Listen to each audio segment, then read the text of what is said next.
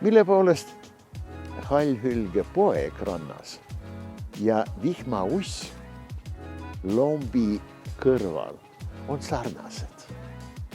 Sarnasus on väga tõsine. Selle poolest, et need nii mingil juhul ei tohi panna vette nii-öelda tagasi. Eesti merevetes elab rohkem hallhülge esindajaid kui ülejäänud Läänemerel kokku. Suured Läänemere kõige suuremad mereimetajad üldse, 300-kilosed isosed, 200-kilosed emased. Kui nad tulevad võrgu juurde, siis nad võtavad nii nagu Carlson, kes elab katusel, soovitas väikevennale. Ta ütles ju, ära vali toitu, see ei ole ilus ega mõttekas. Võta kohe kõige suurem ja hülge puhul kõige heledam.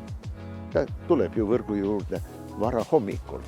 Ja muidugi need kalad on siis lõhi, meriforell ja siig. Kuid see on võrgust noppimine. Sööb aga hüljes iga päev ja kuskil 7-8 kuni võib-olla 10-12 kilo nõrgestatuid kalu. Normaalne, looduslik kiskja. Püüab endale ja ainult endale. No võib-olla ka oma perele, eks ole. Ja ta loomulikult üritab kaotada minimaalset energiat, mitte mingil juhul mitte viga saada.